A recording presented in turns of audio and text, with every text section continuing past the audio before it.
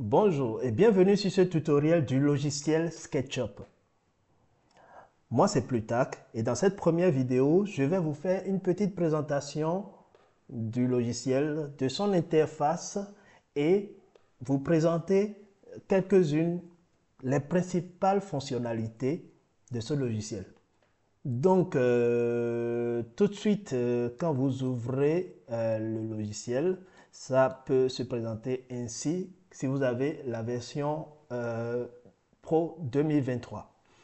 Moi, j'ai la version 2023 et souvent, quand vous l'ouvrez tout de suite, vous avez quelques outils qui sont présentés juste en haut là. Mais ici, vous avez des extensions que moi j'ai déjà installées, mais c'est des extensions qu'il faut installer après. Et vous ne les avez pas tout de suite quand vous ouvrez votre logiciel. Mais ce n'est pas grave. On le laisse comme ça. Et voici comment l'espace de travail se présente. Comme vous pouvez le voir, c'est un espace à trois dimensions, représenté ici par ces traits, le trait vert qui représente l'axe X, par exemple, et le trait rouge, l'axe Y, et le trait bleu, l'axe Z, pour nous permettre de modéliser des objets qui ont un volume. C'est ça l'utilité de la 3D. Donc, ici, comme vous pouvez le voir, moi j'ai laissé la langue en anglais. Donc, vous avez ici dossier. Ici, c'est edit. Je pense que quand vous l'ouvrez, vous avez quelques outils ici, quelques fonctionnalités comme couper, coller, etc., cacher. Donc, c'est pas les choses les plus importantes à retenir. Là, ici, c'est affichage. Euh, donc, on a quelques fonctionnalités de l'affichage qui s'affichent ici. Par exemple, ici, euh, on a les barres d'outils. En anglais, toolbars. Et voilà. Et on a les guides, axes que nous activons ici, section, cuts, etc. Style de face, style de ligne et tout ça là. Donc, c'est pas, on va pas trop s'en servir dès le début ici. Ici, on a fenêtre. Ici, on peut trouver des extensions et faire des réglages des plugins, etc. Bref, il y a une chose importante. Et il y a des outils de base que nous devons afficher sur ce côté pour que le travail soit plus intuitif et tout ça. Donc, sur votre gauche ici, on va afficher des outils. Donc, je vais dans affichage, barre d'outils, et il y a plein d'outils qui sont affichés ici. Et si vous le cochez, ça apparaît sur l'interface. Donc, nous cherchons la version large des barres d'outils. Donc, large tool 7, je coche.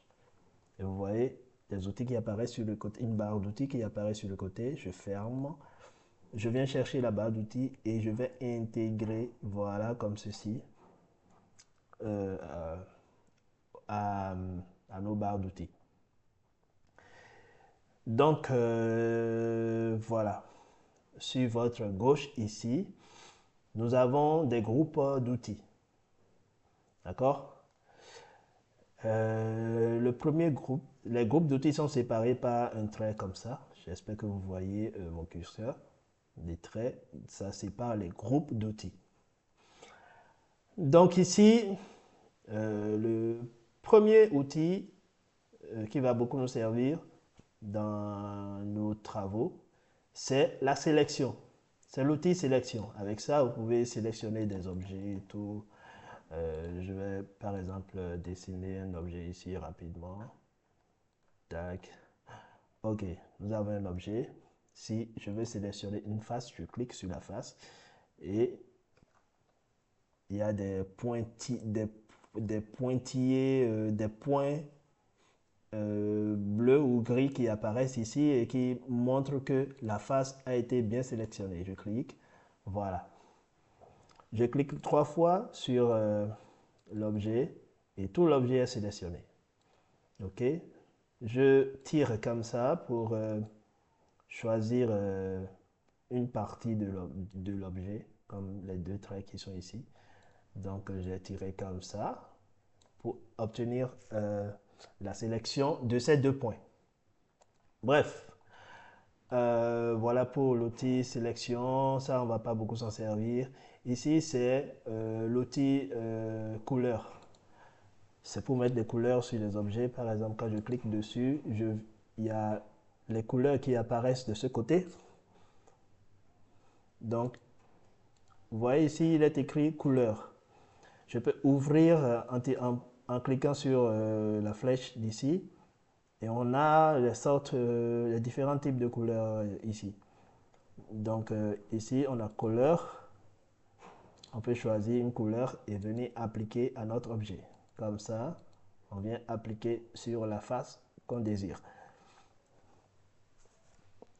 colorier. Et maintenant, on a, donc c'est pareil, on choisit, on clique sur la flèche ici, on peut choisir les types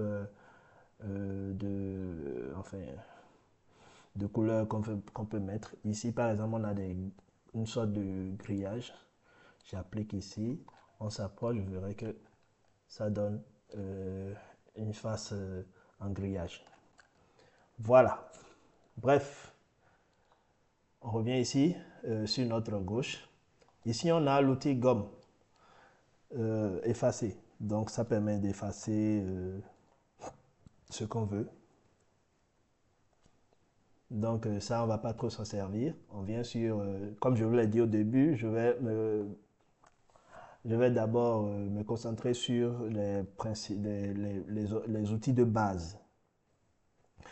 Ici, j'ai l'outil ligne ou crayon. On peut dire crayon, mais quand on clique dessus, ça ne sert qu'à dessiner des lignes droites.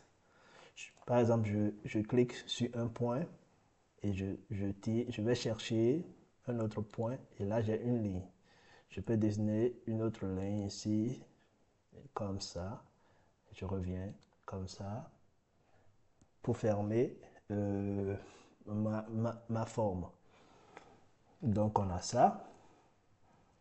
L'outil suivant, c'est l'outil main levée par exemple. On va dire main levée parce que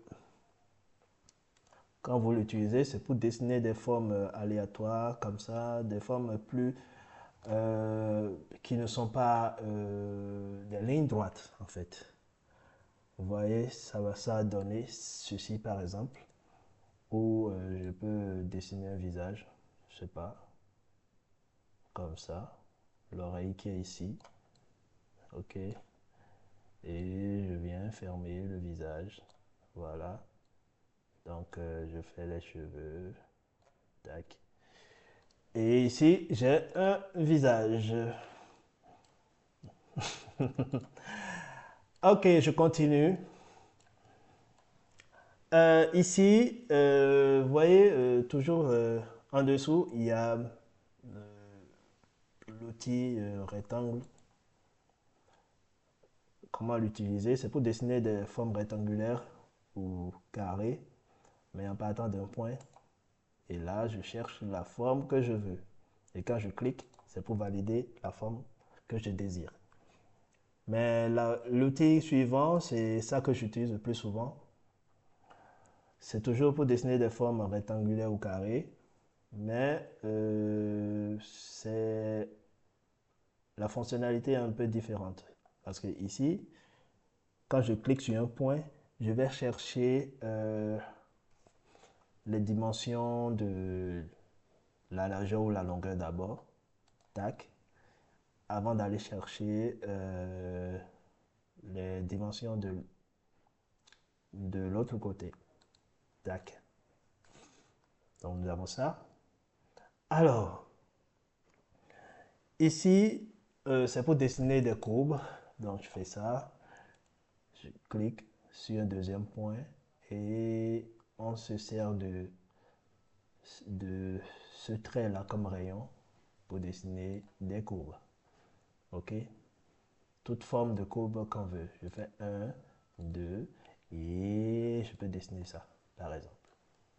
Ok, d'accord, mais je m'en sers rarement. Moi j'utilise plutôt l'outil qui est juste à côté pour dessiner des courbes. Donc euh, on va chercher un trait, mais ce trait va servir de diamètre pour le courbe, pour la courbe. Voilà. Donc vous pouvez choisir toute la forme de courbe que vous voulez. Donc je vais chercher le diamètre et je vais exagérer un peu ici. Voilà. Ok. Donc les deux autres, je ne m'en sers pas beaucoup. Donc vous n'en aurez pas beaucoup besoin, mais c'est facile à, en cherchant, vous allez vous en sortir. Et donc, on a fini avec ce groupe d'outils qui sert à dessiner. Mais le groupe d'outils qui est juste en dessous, ça permet d'agir sur l'objet. C'est-à-dire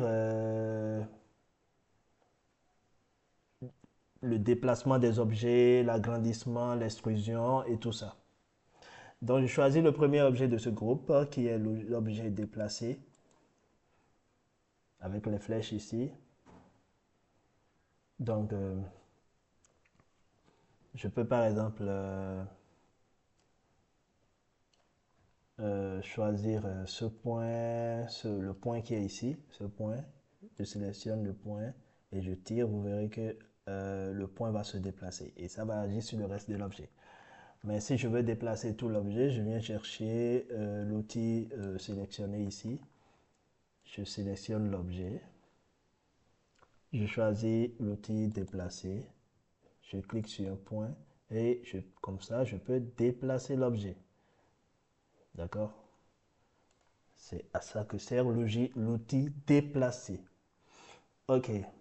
L'outil suivant, c'est l'outil le plus important du logiciel. C'est ça qui fait la particularité de ce logiciel. C'est cette façon, c'est grâce à cet outil qu'on peut faire des extrusions de façon intuitive et rapide. Donc, quand j'ai cet objet ici, par exemple, je clique sur l'outil, cet outil qu'on appelle pousser-tirer. Donc je clique dessus, je choisis l'outil. Je vais cliquer sur la face que je vais extruder. Et je vais tirer la face et ça donne un parallélépipède rectangle. Donc un objet en volume. Je viens ici par exemple, je peux le faire sur ce visage que j'ai dessiné. Je vais d'abord sélectionner la face. Je choisis l'outil pousser-tirer. Je viens ici, je clique et je tire le visage. Ok. Donc, je viens choisir encore l'outil sélectionner. Je choisis les cheveux. Je clique sur l'outil. Je vais sélectionner l'outil pousser-tirer. Voilà, et je tire les cheveux pour arriver. Je vais peut-être essayer de je vais cliquer ici et après je peux essayer de dépasser un peu. Non, ça va. Donc nous avons une figure en volume, en 3D. Voilà, voilà. Et je viens sur l'outil suivant qui est juste en bas ici. Vous voyez les flèches en rotation. C'est pour dire que c'est l'outil rotation. Donc je clique dessus. Avant de faire la rotation, je vais choisir l'objet que je veux tourner. Donc, je sélectionne l'objet ici. Je choisis l'outil rotation. Je vais sélectionner la partie qui va servir d'axe de rotation. Je sélectionne un point ici, un deuxième point ici, par exemple. C'est un exemple. Et vous verrez, je vais tourner l'objet dans le sens. Je recommence. Pour que ça soit plus simple à comprendre, je sélectionne notre parallélépipède ici. Sélectionne. Je vais choisir l'outil de rotation. Je choisis un point. Je fais attention à ce que la rotation soit bien matérialisée. Vous voyez ce cercle qui est juste là. Ce cercle comme un rapporteur qui est là. C'est ça qui nous montre le sens de rotation. Donc je clique sur ce point ici. Je vais choisir l'autre bout. Et là, je peux appliquer une rotation. Comme ça. OK? Et je clique pour valider ce que je veux, la position que je veux obtenir. Tac. Voilà. Bon, l'outil suivant, c'est l'outil qu'on appelle Suivez-moi. Je pense qu'on va faire une vidéo spéciale sur ça. Suivez-moi permet de dessiner une forme. Attends, je vais le faire sur cette figure-là. Par exemple, je dessine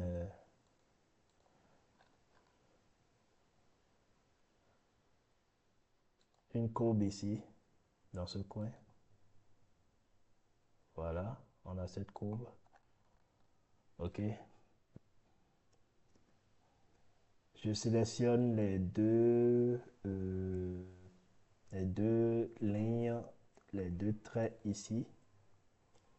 Et je veux que cette forme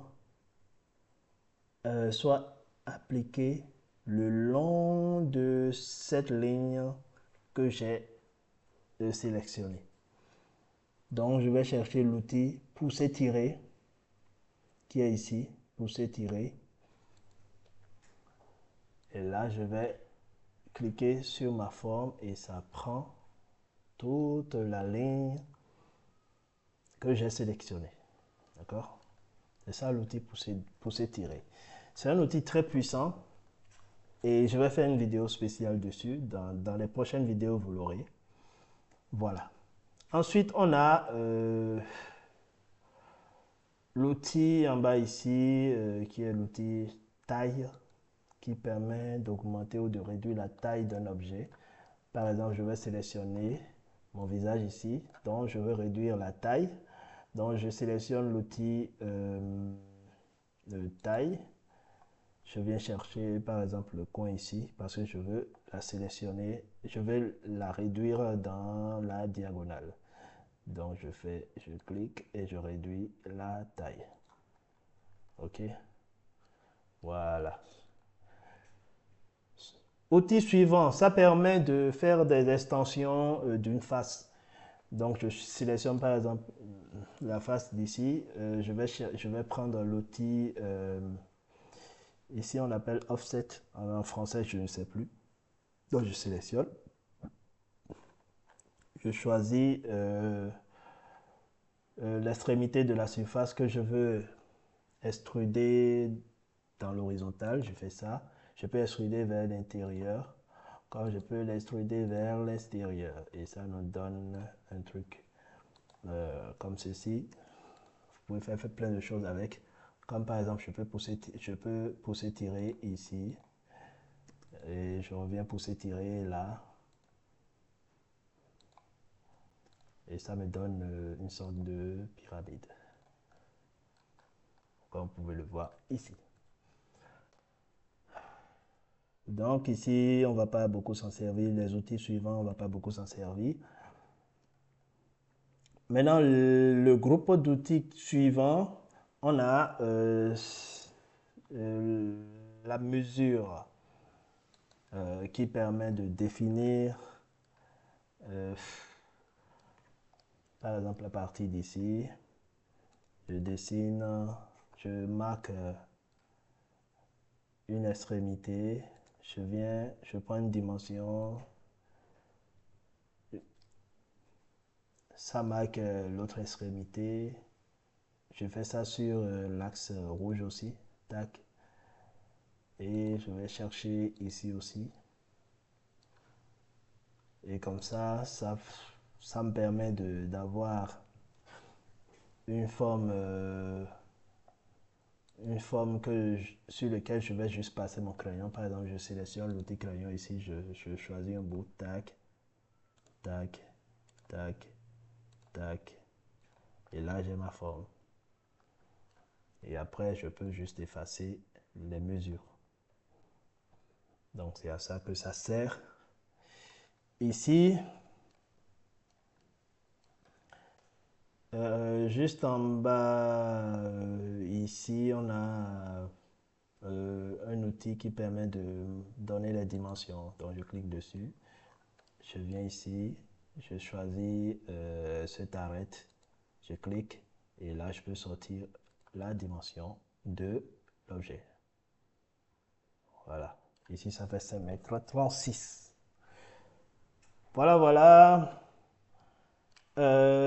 Donc, le reste des outils ici, ça ne sera pas très utile, mais on verra ça une autre fois. Tout en bas ici, c'est les outils de navigation. Ça permet de naviguer dans l'espace dans l'espace de modélisation. Donc, par exemple, l'outil rotation ici, je clique dessus et ça me permet de faire des mouvements de rotation dans l'espace. Et juste à côté, nous avons l'outil main. Je sélectionne l'outil main et ça me permet de me déplacer de gauche à droite, en haut, en bas, en tirant sur l'écran. Voilà. Ça permet de se déplacer un peu partout, mais sans faire de rotation. Voilà, voilà. Ici, on a l'outil zoom. On clique. Et si je tire vers la gauche, ça dézoome. Si je tire vers la droite, ça zoome. Et c'est tout. Et l'outil zoom qui est à côté permet de choisir la partie exacte qu'on veut zoomer. Par exemple, quand je prends cet outil, je veux juste cette partie de la pyramide, le dessus de la pyramide. Je veux juste zoomer sur ça. Je sélectionne le dessus de la pyramide et puis automatiquement, ça fait un zoom sur le dessus de la pyramide. Maintenant, l'outil qui est juste en bas ici, qui permet de, par exemple, si tu es un peu perdu dans ta modélisation, comme ça, et que tu veux revenir sur une vision globale de tout ce que tu as modélisé, tu cliques sur cet outil, tac, et tu as une vue globale de ton travail. Voilà un peu, en gros, ce qu'il faut retenir. Mais à droite ici, à droite, nous avons souvent, nous avons quelques outils ici, comme par exemple les infos sur l'objet. Par exemple, si je sélectionne cet objet, tac, j'ouvre ici, et ça te donne des informations sur l'objet, le nombre de traits et tout ça.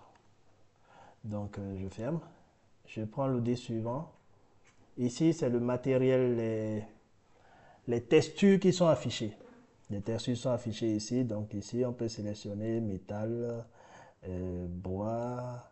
Voilà. Donc, si je veux mettre une couleur en bois, par exemple, ici, je sélectionne cette couleur, par exemple, et je viens appliquer à tout l'objet parce que tout est sélectionné. Ici, je clique ici. Vous voyez que, voilà, c'est appliqué. Je choisis une autre couleur, je viens ici, tac, c'est bon. Donc, voilà, voilà. Juste en dessous, on dit component. Les composants, c'est juste des objets qui sont déjà qui existe déjà dans le logiciel. Tu cliques dessus et tu viens appliquer à ton logiciel. Tac, déposer dans ton logiciel. Comme ça, voilà, on a un vélo ici, on vient déposer sur le projet. Voilà, je ferme. Et ici, on a le style. Le style, c'est l'aspect de ton espace de travail. Par exemple, moi, j'aime utiliser cet aspect ici qui donne ce fond tout blanc. Et si vous voulez, vous choisissez ceci qui donne un truc spécial. Donc, moi, pour avoir un truc plus professionnel, je choisis le style tout blanc ici. Je ferme. Et tag, je ne m'en sers pas du tout. Ici, c'est quand tu appliques l'ombre. Par exemple, dans paramètres affichage ici, je choisis shadow ombre. Vous voyez que à côté des objets ici, il y a l'ombre qui apparaît. Mais ici, nous avons tous les réglages concernant ce tombe, la direction de l'ombre et tout ça, la position du soleil et tout. Voilà. Si tu veux que l'ombre soit plus sombre, tu vas dans le dark ici. Voilà, plus clair, tu fais ça. Il y a le light aussi, pareil, pour le soleil, l'intensité du soleil, etc. Donc je ferme. Ici, on a les scènes. Je vais faire une vidéo spéciale sur ça. Ne vous inquiétez pas. Pareil pour les autres. Bon, ici, on ne s'en sert pas du tout, presque. Ici aussi, je vais faire une vidéo spéciale sur ça. Donc, voilà ce qu'il faut retenir sur le logiciel. C'est un logiciel qui a pour avantage d'être assez léger et aussi facile à prendre en main. Donc, n'hésitez pas à vous exercer tous les jours dessus. Parce que c'est ça qui va vous permettre de vite maîtriser le logiciel. Après, il y aura votre créativité qui doit s'ajouter. Parce que savoir utiliser un logiciel ne suffit pas pour faire des projets, de très beaux projets. Il faut aussi que vous ajoutez votre créativité. Mais vous avez tous les outils nécessaires pour modéliser plein de choses. Donc, on se retrouve dans une prochaine vidéo. À bientôt. Ciao, ciao.